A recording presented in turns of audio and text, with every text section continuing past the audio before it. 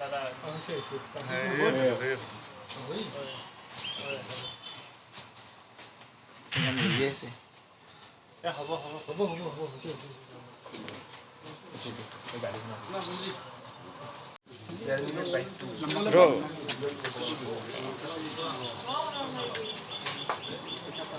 অলপ পাউছি আছো গোটেইকেইটাই পাউছি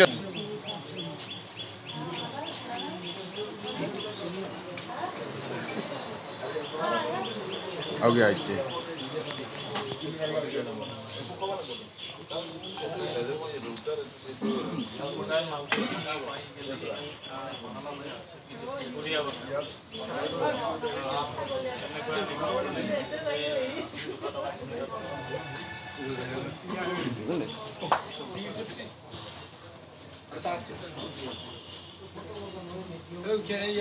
আগতেও আমি এইটো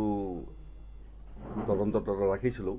আৰু সেইমতে আমি কিছুমান আমাৰ নিজা ফালৰ পৰা মানুহ এংগেজ কৰিছিলোঁ আৰু যোৱাকালি ৰাতি আমি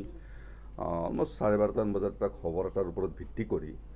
আমি গাড়ী এখন আহি আছিল আমাৰ টুৱাৰ্ডছ পাঠশালাৰ পিনে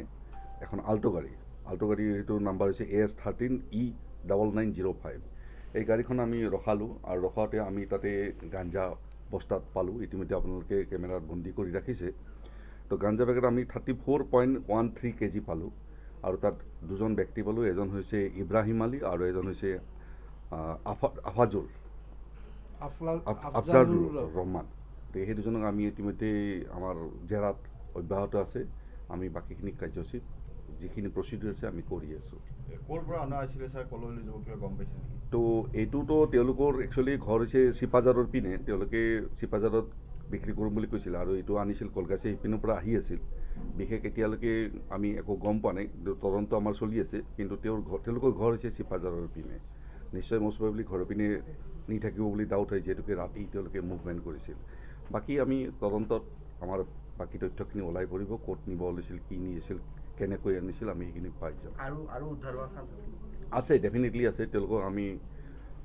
কোৰ্টত প্ৰডিউচ কৰিম আমি পুলিচ কাষ্টডিত বিচাৰিম অলপ সোধা পোছা কৰিম নিশ্চয় তেওঁলোকৰ ফালৰ পৰা আৰু কিছু তথ্য বাহিৰ হ'ব য'ত আমি আৰু কিছু ৰিকভাৰ কৰিবলৈ সক্ষম হ'ম